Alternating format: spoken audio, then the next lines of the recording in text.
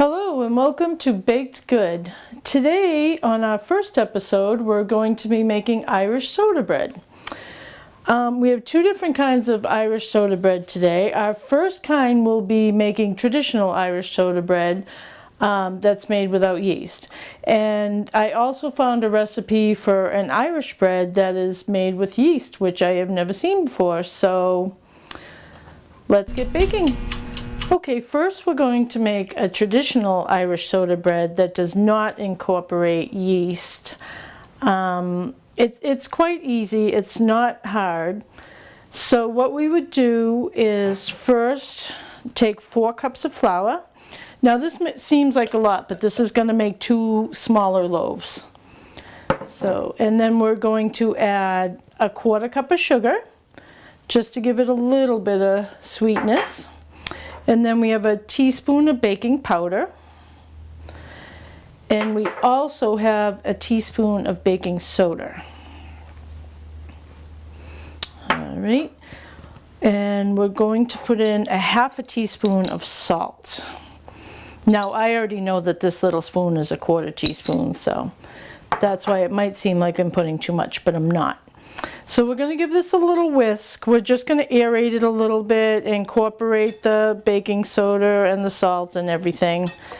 Make sure it's mixed in there good and we don't get a good sized lump of one thing. Okay. Next we're going to cut in some shortening. Now I have here 6 tablespoons of shortening. Crisco would be great for this, but I use an all-natural shortening. It's just a preference, but either way would be good.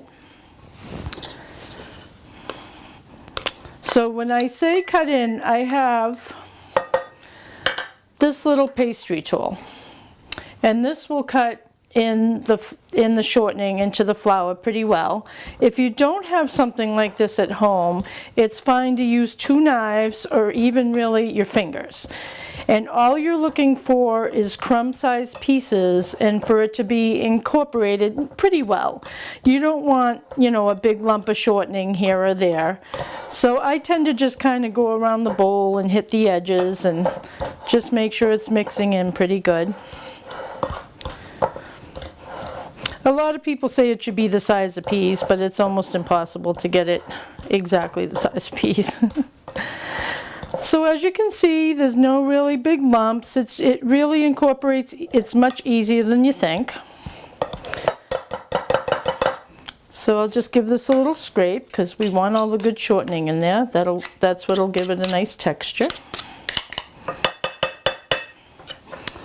All right, and then we're going to stir in our raisins.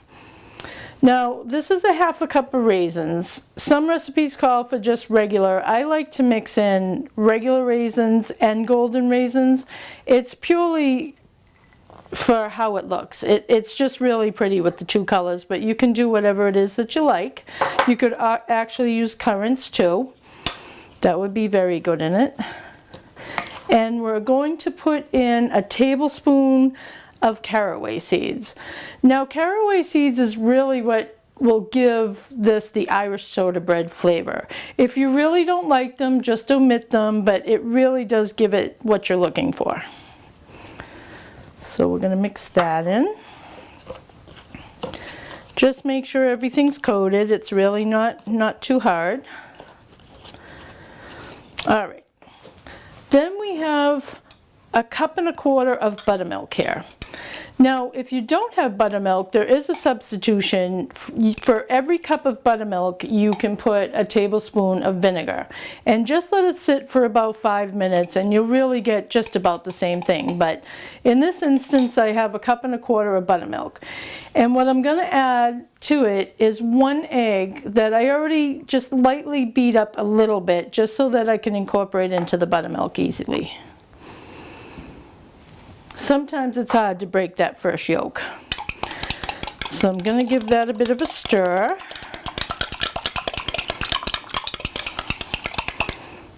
All right.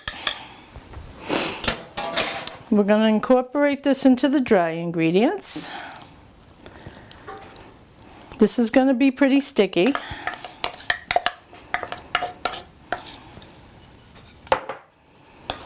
It already smells really nice with the caraway seeds.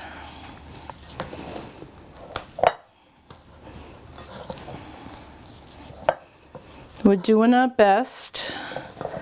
We don't really want to overbeat it, but you want to make sure it's incorporated very well.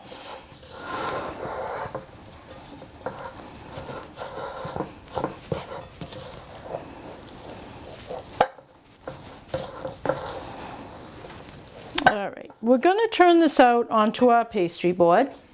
If you don't have a pastry board, a cutting board, anything similar, you can put it right on the counter if you want.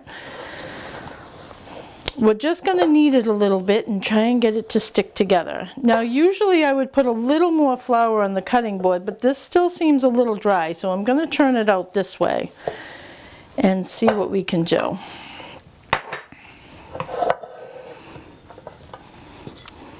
Now I have this slab of marble, which is absolutely fantastic if you're doing a lot of pastry. It's well worth the price. It's fantastic for rolling out cookies, pies, doughs, breads, anything. Alright, so we're going to try and knead this and get it together.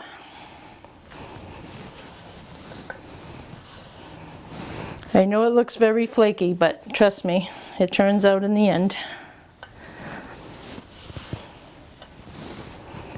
Now, as I said, this will make 2 small loaves, but if you wanted to make just one larger loaf, that's fine too. I like to do 2 smaller because I do like to put them in the freezer and just pull out a little if we need it. All right, let's see if I can get some more of that into there.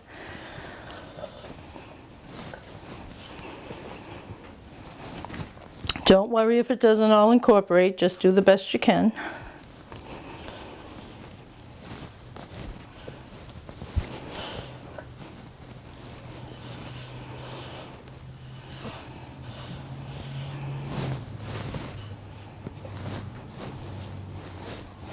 All right, now I'm going to separate this into 2. There's something so nice about kneading, you just want to keep doing it. All right, I should have left out my pastry cutter, but I think I'll just use my hands as tools. Separate into 2, and you want to kind of shape it into a ball. That's the traditional form. We'll flatten it out a little bit afterwards, but it's easier if you start with the ball shape.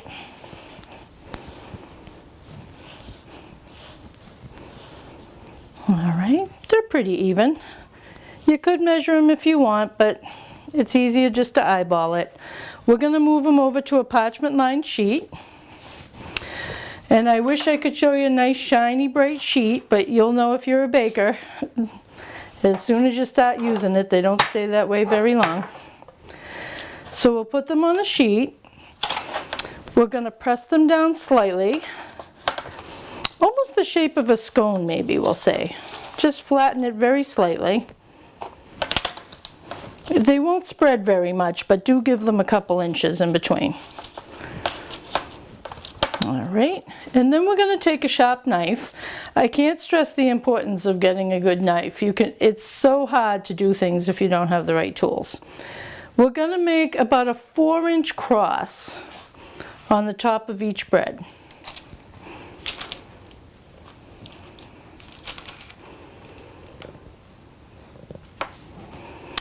And that's it. We're going to put these in the oven at 375 for about 40 minutes. I do have a convection oven. Sometimes that's a little quicker. You should know your oven how it works. And we'll see how they do.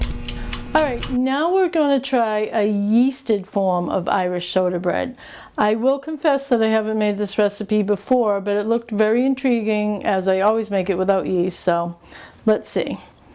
We'll see how it comes out. So we're going to start with 2 cups of flour in a mixing bowl.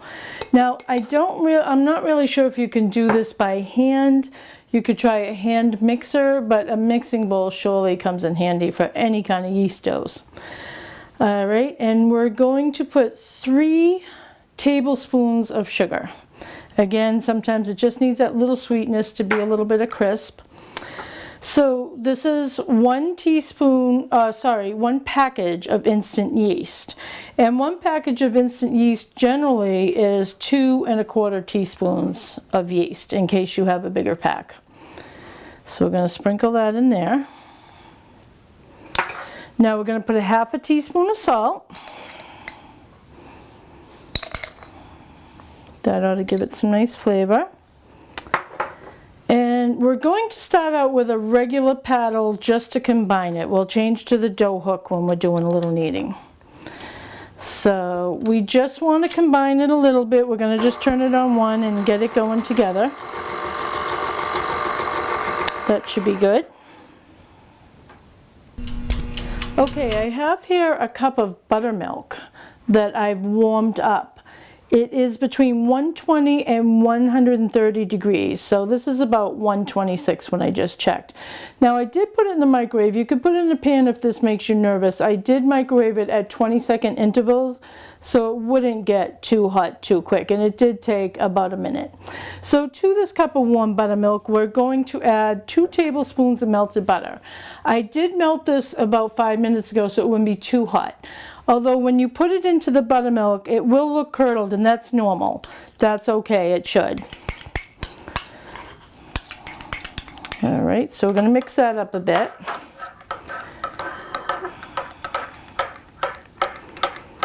All right, now we're going to add the buttermilk mixture to the flour mixture. And what we're looking for is somewhat of a soft dough. All the ingredients should come together. It should be pretty smooth.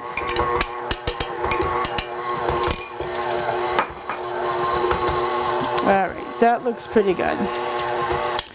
Now what I'm going to do is change to a dough hook. That's the wonder of these machines. It's absolutely great. You can even knead in here, and it saves a lot of trouble. So we're going to change to a dough hook. And you could take it out and do it by hand if you had to. You really could. It's just, I'm a lover of these machines and it does such a quick job. All right, so what we're going to do is add in up to another 3/4 of a cup of flour. Now it's a very sticky wet dough right now. I'm not sure if you can see into the machine. And what we're looking is something more softer and fluffier. All right, so let's just put it on low so we don't cover the kitchen in flour. And I'll start by just putting a little at a time, and we'll try and see what the texture is.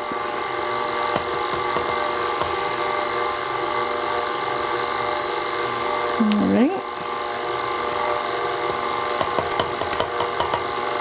So I'm already at about 1/2. I'm thinking that might be good, but I'm going to give it a minute just to see if it comes together. If it still seems to be sticky, then I would definitely add the other 1/4 of a cup. Now I'm going to scrape the sides down and scrape the dough hook just to make sure everything's incorporating. But you can already see the difference. It's not so sticky and wet, and it is pretty, you know, clumpy staying together. There is some flour on the sides, so we'll just work that up. See if we can get it all. Now we want to knead it until it looks smooth and elastic. And I know that might sound a little funny, but you'll know when it all comes together and you don't have to knead it further. So we're just going to give that a minute. It's looking pretty good.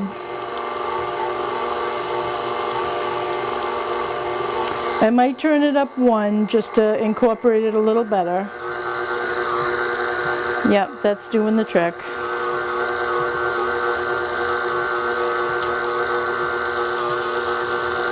All right, so now we're going to scrape it down again, and I'll show you what it looks like. All right, so you can see what I mean by a little elasticy. It really is staying together. It's not coming off in globs. It's pretty smooth. All the ingredients are incorporated. All right. So at this point, what we're going to do is put it into a greased bowl. Now, I not only grease the bowl, you would be covering the bowl too, so I actually grease the top of my lid too. You can put a tea towel or plastic wrap over it. I do recommend, if you do the plastic wrap, still spray it, because sometimes it can stick and lose the air in your dough. So this is what our dough looks like, and it really smells good. I do like the smell of a yeasted dough. So we're going to keep it all in one ball here. And all we're going to do is flip over the dough to make sure it gets coated with the non-stick cooking spray, or whatever you greased it with. You can grease it with butter or anything, but we want it coated on both sides so when it sticks, it won't let our air escape. All right, so we're going to cover this, and this does take a while. This is pretty labor intensive. Well, not labor intensive, I guess we would say time intensive. This has to rise for about an hour and a half, and we want it to look at least double the size it looks now. So, all right, I'm going to put this in a very warm place, and we'll see you in a moment. Okay, so we're back with my first oops, and this sometimes happens, and you shouldn't be afraid of having to fix anything. This is Irish soda bread, and I forgot to put in the raisins.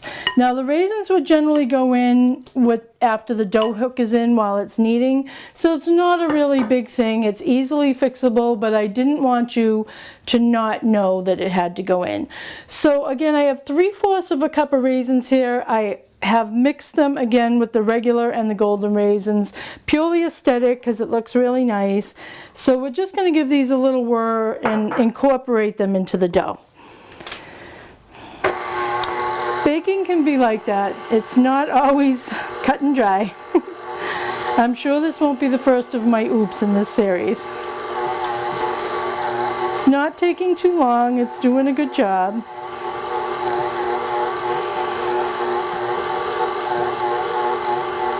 If anything, we'll have a better texture now. All right, so that looks good. Irish soda bread with yeast, take 2. We're going to put it back in the bowl, turn it over again, make sure it's all greased. And you can see it's holding together very well. This looks like a really nice yeast dough. If you ever do make breads, you kind of know and can tell when it looks right. All right, so we'll put it back in the bowl. Try and keep it one piece. It's doing good, but it does stick in the bowl on its way out. All right. I'm going to give it another little flip. Our bowl is still pretty greasy, so I'm not going to add more. It had quite a bit. All right, so we're just going to cover that, and again we're going to go put it in a warm place, hopefully with no drafts, for an hour and a half and see if it doubles. All right, so it's been an hour and a half, and this is what we have. You can see that it's risen quite a bit. Now I have a blooper number 2. I had forgotten to put a ½ teaspoon of baking soda in it, which I did do off camera, but full disclosure, I figured I better tell you or your recipe wouldn't come out right. So what we're going to do is we're going to sprinkle our board a little lightly. We're just going to knead this a little more, make it a little more smoother before we shape it for our bread. Now, most doughs say to punch down. I always find as you take it out of the bowl, it really loses its air anyway, so you don't really have to worry about that unless you don't notice that. So this really is pretty smooth, so I think I'm just going to knead it a few times. And if you've never kneaded bread, it's pretty good if you go around a circle like this and just bringing it into the middle, pull it out with the heel of your hand a bit. You'll get a nice round shape if you do it that way. I'm sure other people have other methods. I find this pretty good. And we're picking up some of the flour. It feels a little drier, but as you can see, it's generally a very smooth, nice dough. I think this is going to be a good bread. You can always tell if it's good just by the feel of it. And see, it's nice and elastic. It bounces back and everything. So this recipe is a little more labor intensive. So now we're going to put it on a baking sheet with a piece of parchment paper, and we're just going to shape it the same way into the loaf. And we do have to rise this for another 45 minutes. We're going to cover it. You should always cover it so it doesn't get that weird skin on it. We're going to cover it and put it back in its warm place, and we'll see you in 45 minutes. So this is what it looks like after it's been sitting in a warm place for 45 minutes. It's risen quite well. So you can see it's springy to the touch. We're just going to, like the first set of breads, put a 4-inch cross across the top. It really just gives it its characteristic look. Nice sharp knife. And that's it. Now we're going to put it in the oven at 350 for about 40 minutes, and we'll see how it comes out. Okay, so this is what we ended up with. You can definitely see textural differences just by looking, but why don't we cut into them and see what we have. So you can tell that this one is a lot more crumbly, but this is what I grew up with, and this is what we always had on St. Patrick's Day. And it does have a nice texture, although it's still falling apart a little, but it's nice and moist in the center, and it's absolutely delicious. I've had this a million times. This one, you could tell it's risen a lot more. It's got a nice outer crust, and I'm willing to bet it's very soft on the inside. So look at that. It's nice and fluffy and soft. It's still a little warm, so I don't know if you can see the steam in there. But so I hope this has been good and informative to you, and we'll see you on our next show.